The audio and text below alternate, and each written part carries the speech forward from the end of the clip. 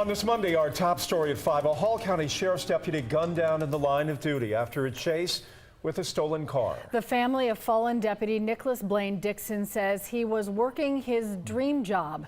He leaves behind a wife and 2 sons, one 9 years old, the other 4 months old. We'll have more on Deputy Dixon in just a moment. But we begin our team coverage with Joe Hankey is live in Hall County where Deputy Dixon was gunned down.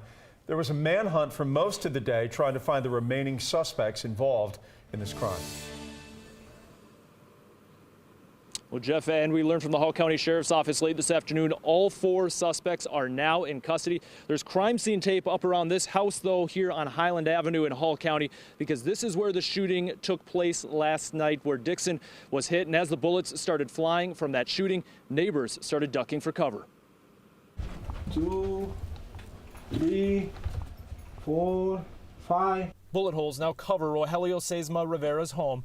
He says last night he heard 2 rounds of gunfire. But the first time he only got 2, and the other ones is going boom, boom, boom, boom, boom, boom, boom. Yeah.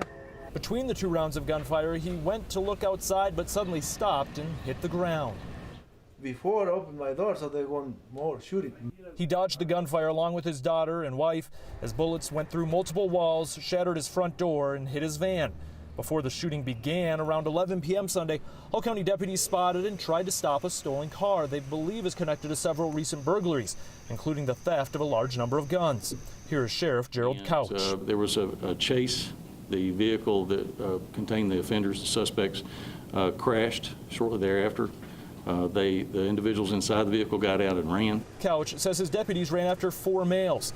28-year-old Deputy Nicolas Dixon followed one of them to a home on Highland Avenue. After refusing to follow Deputy Dixon's verbal commands to show his hands, the offender disappeared briefly back behind the residence and then suddenly reappeared and opened fire. The sheriff says Dixon and other deputies fired back. A bullet hit Dixon below his bulletproof vest. Deputies rushed him to the hospital, but he was pronounced dead. The GBI identified the alleged gunman as 19-year-old Hector Garcia Solis. He is now in the hospital after being shot multiple times. After sunrise and using a K-9 unit, the sheriff says deputies found the second of 4 suspects hiding under a nearby home.